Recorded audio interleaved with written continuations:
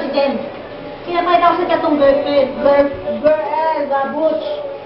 Tapos, naging friend ko yung ex niya.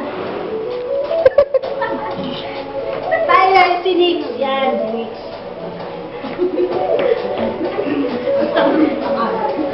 Kayo yan? Oh? So, nung panahon nag-reflect ako kayo. Tapos, ano na? Puta niya pare. Ano pare? Pangalan pa lang. Puta. Ina pare. Ino na.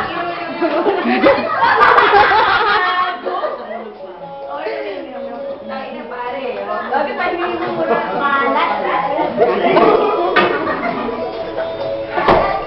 No cry, no eat, you know? Malat ko yung ininom niya. Gagi, ano ba yun? Ano nilagay mo doon?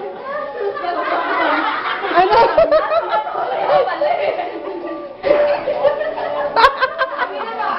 No cry, no eat. Gago! Tolo pala yung ininom. Bakit talaga ininom mo? Bakit ka na tolo na inom eh? Nataso tuloy ako sakit. Ayan! Oh! Ano? So, hindi ako magpanahon na nag-break kami ano. Nag-break kami mga malas sa si Malas yan. Eh, tapos na yan tissue? Alam mo, tulong pa, hindi ako umiyak. Kasi nga itong ex ko. Ano ba yung ex mo? Ba't ang dami naman yan? Sige, una. Bawasan mo. Ano ba yung bata ka? Upo! Ang dami.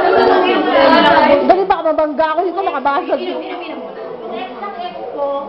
Ano ba? Nung tayo na-depress ako.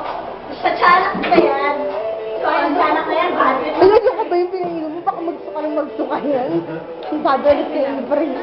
Ifrin, No tama. cry, no eat, you know?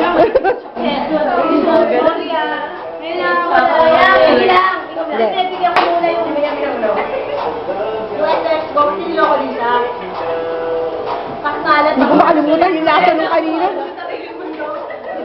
Hanggang eksena. Dalawang buwan. Pare. O, tapos pare. Dalawang buwan. Kailangan daw mapansin ka. Okay lang ba kayong dalawa? May sarili ko yung mundo. Siya mo meron din, no?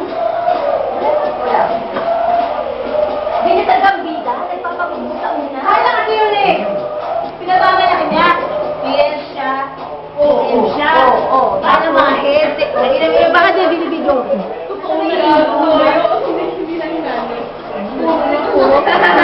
Puro. Wala man lang si Kuya. Paano ba tumutasan siya?